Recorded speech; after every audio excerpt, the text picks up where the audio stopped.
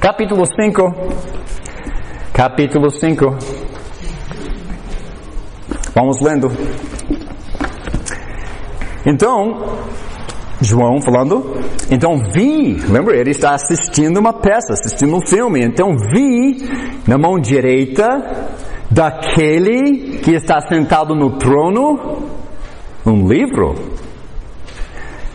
em forma de rolo, escrito de ambos os lados e selado com 7 selos. Vi um anjo poderoso proclamando em alta voz: quem é digno de romper os selos e de abrir o livro? Mas não havia ninguém, nem no céu, nem na terra, nem debaixo da terra, que pudesse abrir o livro ou sequer olhar para ele. João falou isso. Eu chorava muito, porque não se encontrou ninguém que fosse digno. Está vendo aquela palavra digno? Em capítulo 4:11, quem é o único que é digno? 4:11, quem é? Quando os querubins estão adorando, os 24 presbíteros, os anciões estão adorando, quem é o único digno? Tu, Senhor, e Deus, nosso, és digno. Só Deus. Deus é o único digno. E Deus está lá com este livro. Todo mundo quer ver o conteúdo deste livro. Digno. E Deus está lá com este livro. Todo mundo quer ver o conteúdo deste livro. Mas está lacrado, selado. E João diz, quem pode abrir? Deus vem abrir. Quem é digno? Versículo 2, capítulo 5. Quem é digno de romper os selos, de abrir o livro? Mas não havia ninguém, nem no céu, nem na terra, nem debaixo da terra, que pudesse abrir o livro ou sequer olhar para ele. Eu chorava muito, porque não se encontrou ninguém que fosse digno. Esta palavra é repetida nos 2 capítulos N vezes. Ninguém que fosse digno de abrir o livro, de olhar para ele. Então, um dos anciões, um dos 24, me disse: não chore. Eis que o leão da tribo de Judá, a raiz de Davi, Nike, venceu para abrir o livro. Oh, e seus 7 selos. Ou depois, João diz, eu vi um cordeiro que parecia ter estado morto, em pé, no centro do trono, não ao lado do trono, no trono. Quem está no trono? Oh Deus, Todo-Poderoso, aquele que é, que era no trono. Quem está no trono? O cordeiro. Cercado pelos 4. Quem está cercando o trono? Os 4 querubins. Quem está cercando o cordeiro? Quem está no trono? Cercado pelos 4 seres viventes e pelos anciões. Ele tinha 7 chifres, 7 olhos, que são os 7 espíritos de Deus enviados a toda a terra. Ele se aproximou, pegou o livro. Recebeu o livro da mão direita daquela que estava sentado no trono. Ao recebê-lo, os 4 seres viventes e os 24 anciões prostraram-se diante do cordeiro. Cada um deles tinha uma harpa, taças de ouro cheias de incenso, que são as orações dos santos, e eles cantavam um cântico novo. Tu és digno de receber o livro e de abrir os seus selos, pois foste morto, e com teu sangue compraste para Deus gente de toda tribo, língua, povo e nação. Tu os constituísse, estamos falando do passado, reino e sacerdotes para o nosso Deus. E eles reinarão sobre a terra. Nós já falamos sobre isso. Já estão reinando, mas tem um império romano perturbando a igreja. Nós vamos vencer eles, liquidá-los, e nós vamos ser os únicos campeões por toda a eternidade. Esse está no futuro deles. Já estão no reino, mas eles têm que vencer este perseguidor. 11. Então olhei, ouvi a voz de muitos anjos, milhares de milhares e milhões de milhões. Eles rodeavam o trono, bem como os seres viventes e os anciões. E cantavam em alta voz: digno é o cordeiro que foi morto. Preste atenção com meus dedos. De receber poder, riqueza, sabedoria, força, honra, glória, louvor. Não é interessante? 7 louvores. Ele merece. Depois ouvi todas as criaturas existentes no céu, na terra, debaixo da terra e no mar, e tudo que neles há, que diziam: aquele que está sentado no trono e ao Cordeiro, seja o louvor, a honra, a glória e o poder para todo sempre. Os 4 seres viventes disseram amém, e os anciões prostraram-se e o adoraram. Está vendo o que você está perdendo quando você não vem no culto no domingo? Está vendo o que está perdendo? Está vendo o que você está perdendo todos os dias da semana quando você não começa o seu dia em louvor a Deus? Isso acontece todo segundo de todo dia, para sempre. Maravilhoso, né? Aqui na apostila, vamos observar este texto um pouquinho. Quando começamos a leitura do capítulo 5, com a imagem do palco na mente, a história do Apocalipse começa. Aquele sentado no trono tem na sua mão um rolo, selado com 7 selos. O número de selos sugere algo sobre a importância da mensagem, e também significa que somente alguém com grande autoridade pode romper os selos e abrir o rolo. E eu coloco uma pequena observação aqui sobre o número 7. Observe como o número 7 é usado para Deus. 7 espíritos. O cordeiro tem 7 chifres. O cordeiro tem 7 olhos. O livro de Deus está selado com 7 selos. Esse número só se refere a Deus. Parece algo de perfeição. Vamos também ver, no decorrer do livro, 7 trombetas de Deus, 7 taças de ira de Deus. 7, 7, 7, pelo livro todo. E tem mais 7 do que nós vimos 7 louvores dados a Deus. E vai ficar chocado com quantos 7 estão dentro deste livro. Um anjo proclama em capítulo 5, versículo 2: quem é digno de romper os selos e de abrir o rolo? Mas ninguém é digno, e João começa a chorar de tão ansioso que alguém abra o rolo. Um dos presbíteros lá no palco conforta João e fala: não chore, eis que o leão da tribo de Judá, a raiz de Davi, Nike, em grego, venceu para abrir o livro e os seus 7 selos.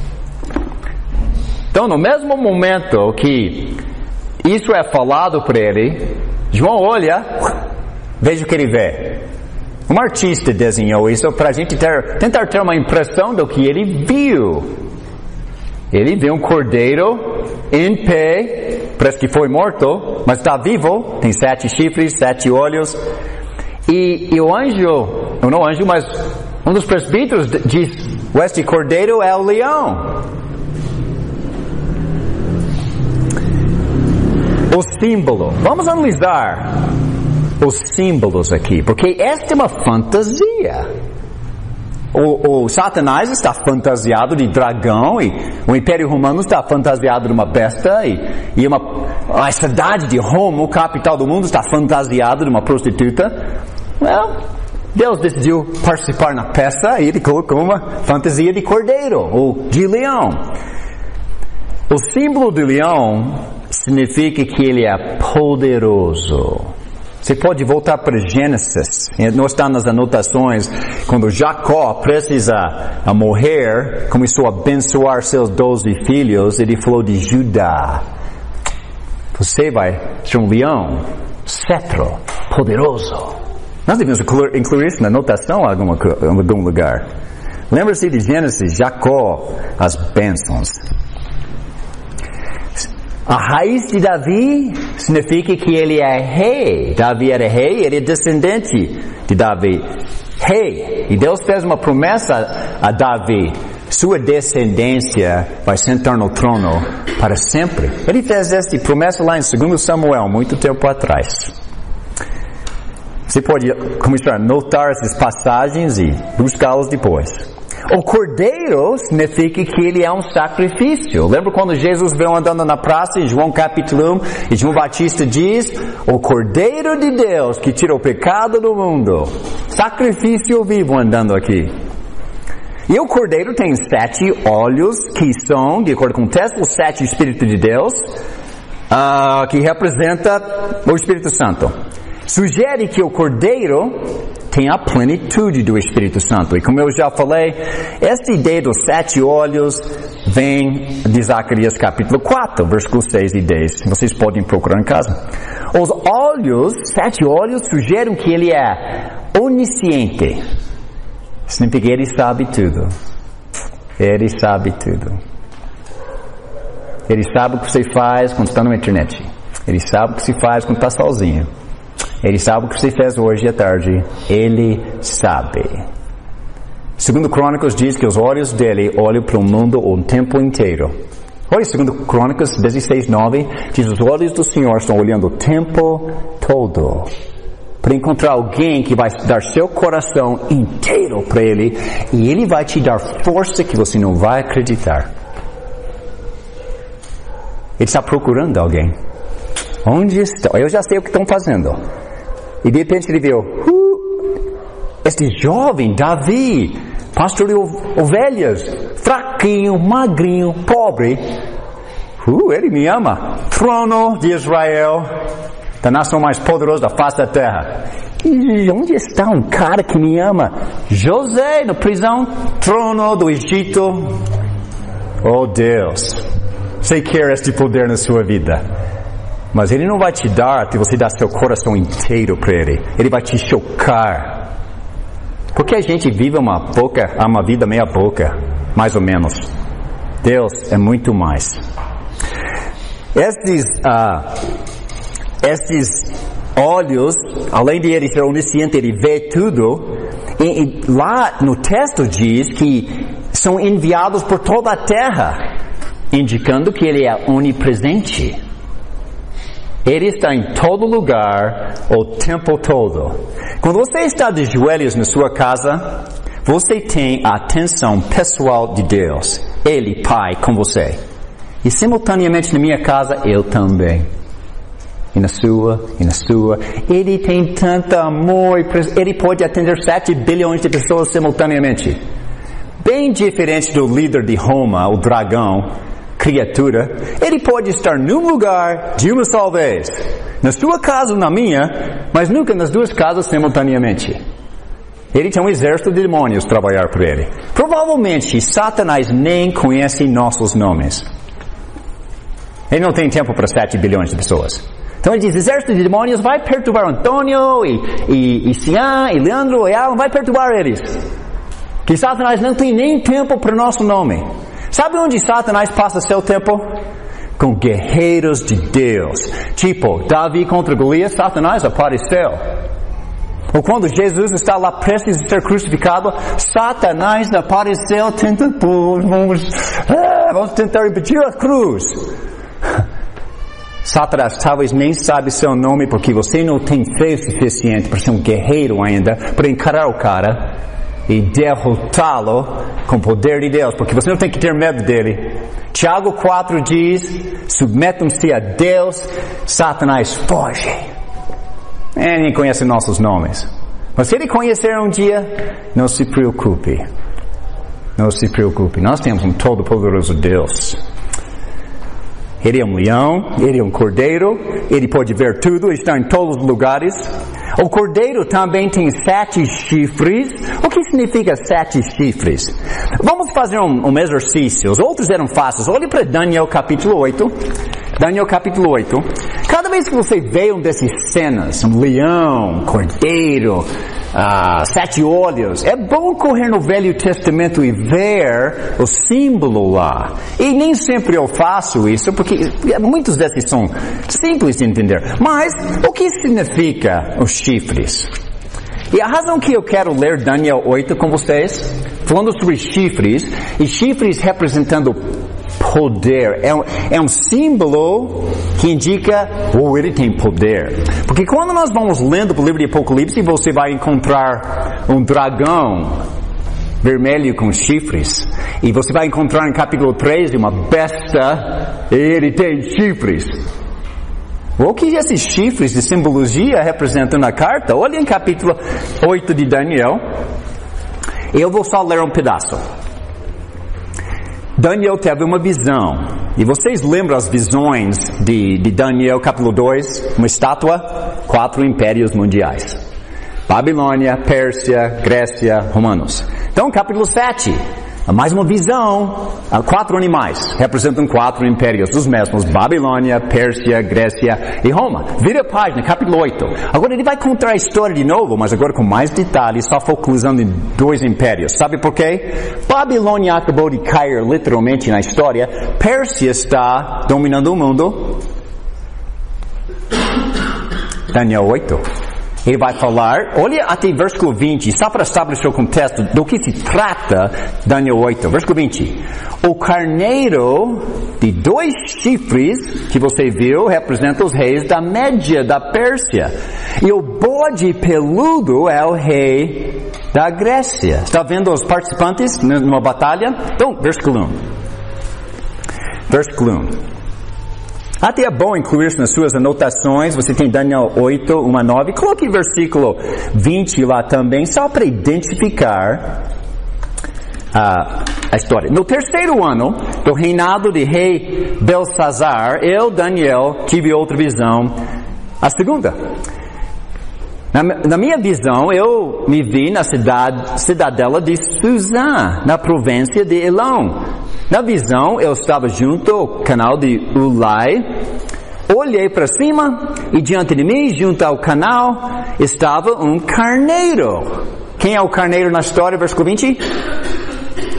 Pérsia. E ele tinha 2 chifres. Eram compridos. Alguém já viu uma alce? Nossa família, poucas vezes comemos boi, picanha. Nós comemos alce, cervo, antílope, carne selvagem. Você não quer mexer com alce. Os chifres dele são maiores do que a minha altura. E você mexe com ele, ele vai... Ele tem 7 espetos em cada lado. Ele vai acabar com sua raça. Esse é o cenário aqui de poder. Este carneiro tem 2 chifres e eram compridos, um mais que o outro. Mas o mais comprido cresceu depois do outro.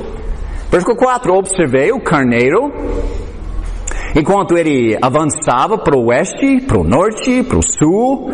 Nenhum animal conseguiu resistir-lhe, e ninguém podia livrar-se do seu poder. Qual poder? Chifres!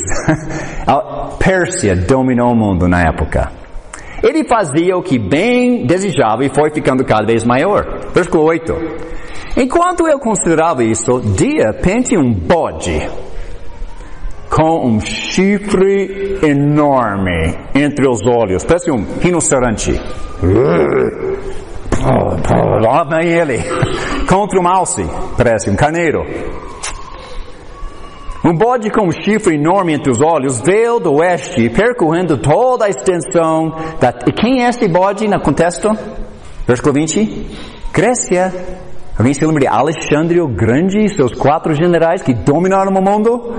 Foram eles que derrubaram a Pérsia na história. Mas tem esse bode com um chifre enorme entre os olhos, veio do oeste, percorrendo toda a extensão da terra, sem encostar no chão. Ele veio na direção do carneiro de 2 chifres, que eu tinha visto do lado do canal, e avançou contra ele com grande fúria. Pode ver a coisa? Já viu 2 bodes batendo a cabeça? Essa é uma bode contra um carneiro. Sabe quem vai ganhar essa? Eu vi atacar furiosamente o carneiro, atingindo-lo e quebrar os seus 2 chifres. O carneiro não teve forças, que ele perdeu o poder dele, para resistir a ele. O bode o derrubou no chão e pisoteou, e ninguém foi capaz de livrar o carneiro do seu poder. O bode tornou-se muito grande, mas no auge de sua força, o seu grande chifre foi quebrado. Em seu lugar cresceram 4 chifres enormes na direção dos 4 ventos da terra. De um deles saiu um pequeno chifre e logo cresceu em poder na direção do sul, do leste da terra magnífica. Cresceu até alcançar o exército e assim vai a história. Mas o que significa chifres? Em linguagem apocalíptica, linguagem simbólica, o que significa chifres? Poder. Então aqui nós estamos no Apocalipse, e este leão do tribo de Judá aparece no palco, parece um cordeiro, e ele tem 7 chifres. E eu acho que não vou nem entrar no campo, nem entrar no pasto lá, porque ele pode me espatar. Alguém já foi atrás de um touro? Ele fica lá, com os olhos vermelhos lá, e aí ele vai atrás, eu saio do pasto. Um dia eu tinha porcão atrás de mim, eu subi uma árvore, eu tinha medo de uma mãezinha desse tamanho atrás de mim, eu corri, porque não tinha nem chifres. Imagina com chifres. Mas Apocalipse, vamos de volta em Apocalipse. Capítulo 5. Mas dá para ver como entender a simbologia do livro? Vai procurar a imagem no Velho Testamento. O símbolo lá tem o significado ao lado. Os chifres significam que ele é onipotente, todo-poderoso. Agora, os cristãos do primeiro século, os cristãos do primeiro século das 7 igrejas da Ásia, Roma parecia todo-poderoso. Mas a realidade é que o Cordeiro é o Todo-Poderoso. Este Cordeiro parece que foi morto, mas agora vive eternamente. Será que temos pistas o suficiente para identificar o Cordeiro? Ele é o leão de Judá, raiz de Davi, Cordeiro poderoso, cheio do Espírito Santo, foi morto, sacrificado, agora vive novamente. Em pé diante do trono de Deus. Com certeza a sua identidade é óbvia. O texto diz, Cordeiro, escreve na margem, Jesus. Está vendo como o Apocalipse não é tão difícil de entender? Observe o que aprendemos desta descrição.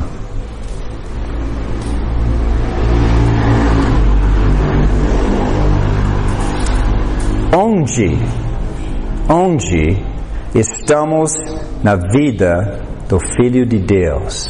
Durante a leitura de capítulo 5, lembra todo mundo diz, nós estamos vivendo em capítulos 2 e 3, e a partir do capítulo 4 à frente está tudo à nossa frente. Eu acho que eles nem leram capítulo 5. Porque quando você está lendo o capítulo 5, onde estamos na vida do Filho de Deus? Ele já veio à terra? Sim. Ele foi morto? Sim. Ele já ressuscitou? Sim. Ele está no céu de novo? Sim. A história do Apocalipse começa logo depois da morte, sepultamento, ressurreição e ascensão de Cristo. Ainda o sangue está marcando o lado dele. Está fresquinho do sacrifício. Nem o imperador de Roma saiu do túmulo. E Jesus quer deixar isso claro.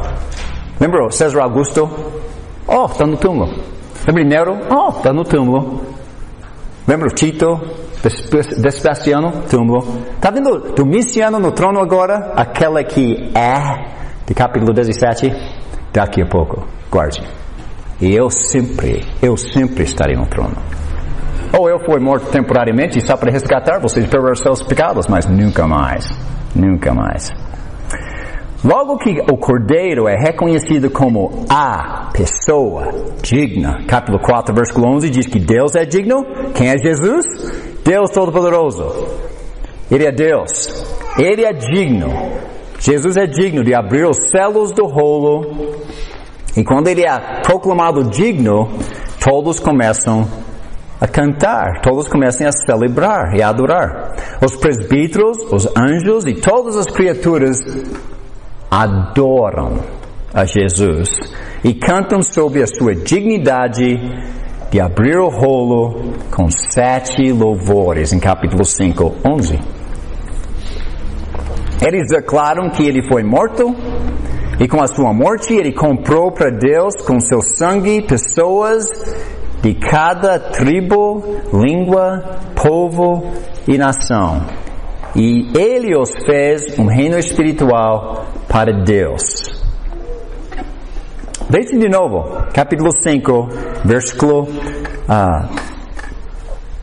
9, o cântico. Tu és digno de receber o livro, de abrir os selos, pois foste morto com teu sangue, compraste para Deus gente de toda tribo, língua, povo e nação. Tu os constituíste reino. De onde vêm essas ideias? Volto para Daniel capítulo 7. Daniel capítulo 7.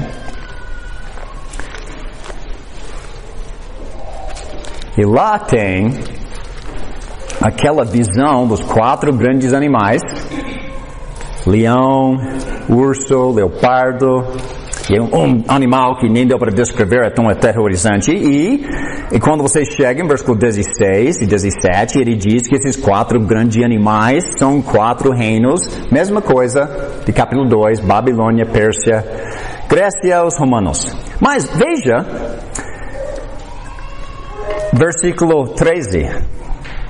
Em minha visão à noite, vi alguém semelhante a um filho do homem, vindo com as nuvens dos céus. Ele se aproximou do ancião e foi conduzido à sua presença. Ele recebeu autoridade, glória e reino. Todos os povos, nações e homens das línguas o adoraram. Seu domínio é um domínio eterno que não acabará e seu reino jamais será destruído. Está vendo Apocalipse 4 e 5 em ação? Atos 1, ele subiu para o trono, ele sentou, e Roma diz o quê? Satanás diz o quê? A igreja foi estabelecida, eu não consegui impedir Davi, eu não consegui impedir Maria dar a luz, eu não consegui nem impedir a cruz, não consegui impedir a ressurreição e a igreja. Satanás está frântico. E ele vai tentar exterminar a igreja. Ou ele tem uma guerra bem na sua cara que ele vai perder. Que Jesus está no trono. Ele vai lidar com Roma. Mas Daniel 7 mostra o poder e domínio universal de Jesus. Nabucodonosor, no livro de Daniel, Nabucodonosor e Belsazar achavam que eles eram os reis sobre tudo. Mas Deus tirou o reino deles, como ele vai fazer com Roma no Apocalipse. Olha em Daniel capítulo 4, 17, que mostra o mesmo tema do Apocalipse. Quer ver o tema do Apocalipse, mas no Velho Testamento? Daniel 4, versículo 17. A decisão é anunciada por sentinelas. Os anjos declaram o veredicto para que todos os que vivem saibam que o Altíssimo domina sobre os reinos dos homens e os dá a quem quer e põe no poder o mais simples dos homens. Deus coloca, Deus tira. Quando você vai lendo, qual é? Daniel,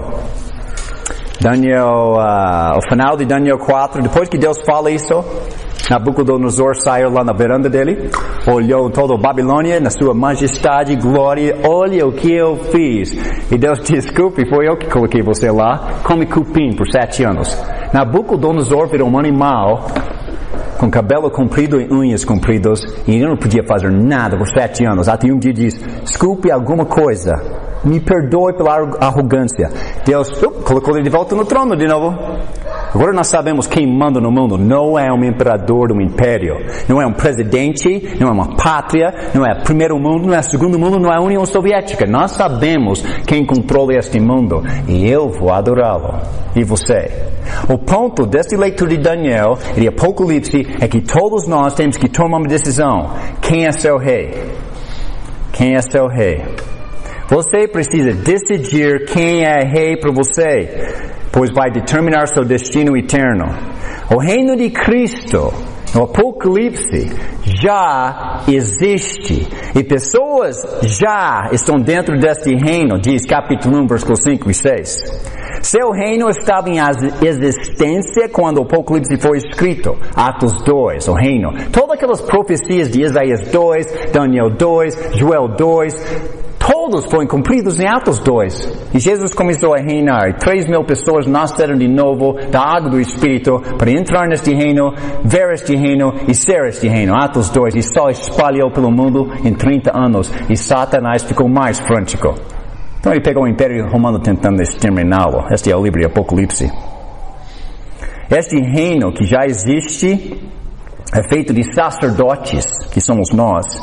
E capítulo 5 diz: reinarão futuramente sobre a terra. E é no sentido que a igreja será vencedor sobre Roma. Até capítulo 15, versículo 2 de Apocalipse diz, até olhem, de volta a Apocalipse, nós já lemos uns 5 vezes esta leitura, nós vamos ver de novo. Apocalipse capítulo 15, é mais para frente na história. Lembra-se, na história você tem as 7 igrejas da Ásia, e você tem uma besta que está atacando eles. Capítulo 15, versículo 2, mais para frente na história. Vi algo semelhante a um mar de vidro misturado com fogo, e em pé, junto ao mar, que está diante do trono de Deus, no palco, os que tinham vencido a besta e a sua imagem, e o número do seu nome, eles seguravam harpas que lhes haviam sido dados por Deus. Este é o ponto. Eles já estão no reino, mas tem um outro império nos desafiando. Nós vamos reinar sobre eles. Nós vamos ser os campeões da taça mundial para sempre. Este é o ponto. De volta, em capítulo 5, versículo 10, diz: tu os constituíste reino e sacerdotes? Isso aconteceu em Atos 2, passado. E eles reinarão sobre a terra. Está falando sobre aquela besta que eles têm que derrubar. Mas o que significa reinar sobre a terra? Vocês lembram aquela frase que está repetida pelo texto, os habitantes da terra? Nós já vimos isso, mas só para ser relembrado que os habitantes da terra é quem será derrotado no livro de Apocalipse. Capítulo 3:10. Olhem 3:10.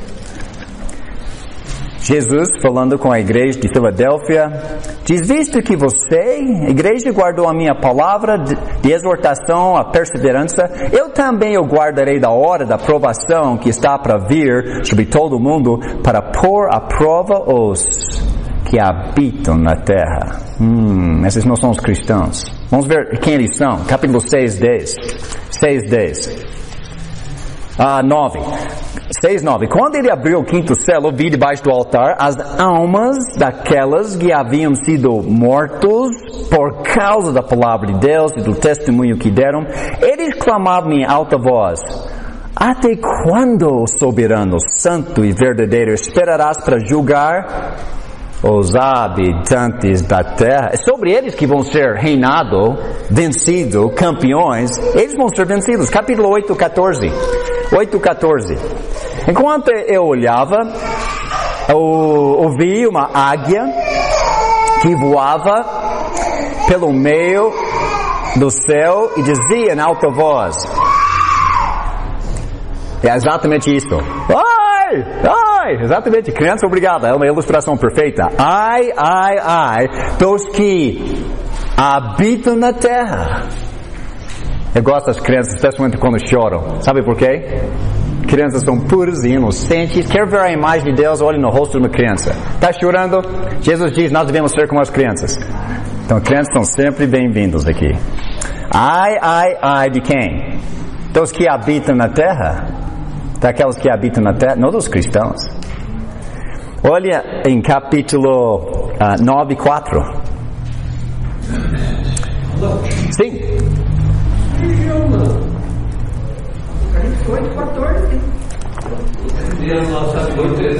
Desculpe, 13. Eu estava em capítulo 8, 14 e talvez é 13. Erro na anotação. Vamos corrigir isso. 8:13. Algumas vezes quando estou digitando, eu faço rápido demais. Obrigado por me ajudar a aperfeiçoar. Eu estou tentando aperfeiçoar esta apostila todo dia. 8:13. Sem controlar os que habitam na terra. 9:4. Eles receberam ordens para não causar dano nem a relva da terra, nem a qualquer planta ou árvore, mas apenas aquelas que não tinham o selo de Deus na testa. Quem vai sofrer neste livro? Quem não tem o selo de Deus. Quem vai sofrer? Aquelas que têm os marcas da besta. Eles são que habitam na terra. Capítulo 11, versículo 10. 11:10. Os habitantes da terra se alegrarão por causa deles. Quem? Ou aquelas duas testemunhas de Deus que eles mataram. Eles estão festejando temporariamente. Capítulo 13, versículo 8. 13:8. Até vamos voltar para o versículo 7. Foi-lhe dado poder para guerrear contra os santos. Quem foi dado poder? A primeira besta. E para vencê-los. Ele matou bastante. Foi-lhe dado autoridade sobre toda tribo, povo, língua e nação. Todos os habitantes da terra adorarão a besta. A saber, todos aqueles que não tiveram seus nomes escritos no livro da vida do Cordeiro. Quem são os habitantes da terra? Marca da besta. Adorando a besta. E tem mais no livro, tem mais. Mas volta para capítulo 5, porque é este versículo que confunde nossos amigos lá no centro com a revista, lá no Standard, eles seguram só a revista ao invés da palavra de Deus. Eles falam que o reino não está estabelecido ainda, quando o Apocalipse fala realmente claro que é, mas eles se baseiam neste um só versículo. A segunda metade, porque versículo 10 diz, tu os constituísse reino. Já! Esse é o passado, e sacerdotes, para o nosso Deus, e eles reinarão sobre, e eles falam, aqui no planeta Terra, Deus vai reinar neste planeta Terra para sempre. A terra aqui, está falando daqueles habitantes da terra que estão adorando a besta, não está falando sobre a terra física da terra. Eles pegam um versículo e tiram fora do contexto e começam a explicar. Questão de, vou procurar as palavras repetidas no texto e não vai se perder. Mas, de volta na apostila. Assim a igreja reinará. Já está reinando, mas tem um inimigo na frente. Por exemplo, eu já falei sobre os brasileiros, estão lá ganhando equipe de futebol, pós-equipe de futebol, derrota toda a América do Sul, toda a América do Norte, todo esse lado do mundo, e vão na Europa derrotando e se qualificam, eles estão lá na Copa. E lá vem a Argentina, ou lá vem a Alemanha, se qualificando e derrubando equipes, e no final você tem os melhores do mundo, no final da Copa, ambos reinando. Mas um vai cair hoje, vai reinará no final do jogo. É isso que está acontecendo aqui. Satanás tem um trono. Jesus tem um trono. No final do dia, Jesus vai reinar para sempre. Satanás vai perder seu trono para sempre. Este é o ponto de reinarão. Já estão reinando. Só precisam derrubar este inimigo que está na frente. A igreja será campeã deste conflito de perseguição. Com muito louvor ao Cordeiro, capítulo 5 fecha. E a pergunta em pé para nós, se quisermos aplicar o texto para a nossa vida, quem ou que você adora? Patrão? Dinheiro? Cônjuge? Futebol? Ídolo? Ou Jesus? Compare. Eu vou deixar vocês comparar. Talvez a gente faz agora mesmo. Vamos fazer isso. Depois de fazer essa comparação, fechar o capítulo 5, a gente faz um intervalo. Compare essas leituras no Apocalipse, pois alguns adoram a Deus e outros adoram a Satanás. Vamos começar no começo do livro. Capítulo 4, onde começa? Capítulo 4, versículo 10. Os 24 anciões se prostram diante daquela que está sentado no trono e adoram aquela que vive para todos sempre. Quem está sendo adorado? Deus. Agora, quando você chega a ver capítulo 5, 14, os 4 seres viventes disseram amém, e os anciões prostraram-se e o adoraram. Quem está sendo adorado? Jesus. Sim. Capítulo 4 é quem está no trono, capítulo 5 é quem está no trono e Jesus. Sim, para ambos os capítulos. Você não pode dividir a divindade, um só Deus. Vamos ler mais. Capítulo 7, versículo 11. Todos os anjos estavam em pé ao redor do trono, dos anciões, os 4 seres viventes. Eles se prostraram com o rosto em terra diante do trono. Em grego não fala em terra porque eles estão lá no céu. Eles se prostraram diante do trono e adoraram a Deus. Quem está sendo adorado? Óbvio, né? Que tal capítulo 9, versículo 20? O inimigo dos cristãos está causando tanto problema, Deus decidiu avisá-los com alguns castigos parciais para acordá-los a adorar o Deus verdadeiro. Eles nem escutam esses avisos de Deus. Então, versículo 20, capítulo 9, 20. O restante da humanidade que não morreu por essas pragas, nem assim se arrependeu das obras de suas mãos, eles não pararam de adorar os demônios. Mas alguém está sendo adorado neste livro e é errado. Vamos folheando. Que tal capítulo 11, versículo 1? Deram-me um caniço de semelhante a um vara de medir e me disseram, vá e meça o templo de Deus e o altar e conte os adoradores. Agora está falando de nós, os cristãos no planeta. Será que eles estão adorando a Deus corretamente? Será que estão tomando tempo a adorar a Deus? Ou estão nem aí com louvor a Deus? Que tal capítulo 11, versículo 16? Os 24 anciões que estavam assentados nos seus tronos diante de Deus, prostraram-se sobre os seus rostos e adoraram a Deus. É onde nós devemos focalizar nosso louvor, só a Deus. Capítulo 13, vamos ver o outro lado da cerca. Vamos ver quem está a outra equipe agora. Capítulo 13, versículo 4. Adoraram o dragão. Quem é o dragão? Satanás fantasiado, que tinha dado autoridade à besta. Quem é a besta? Império Romano. E também adoraram a besta. Está vendo o problema aqui? Alguém além de Deus está sendo louvado. Versículo 8. Todos os habitantes da terra, lá estão eles, o inimigo, adorarão a besta. Versículo 12.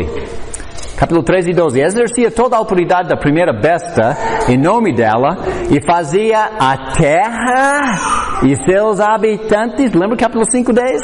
Vão reinar sobre eles, a terra e seus habitantes, adorarem a primeira besta. Este é o problema.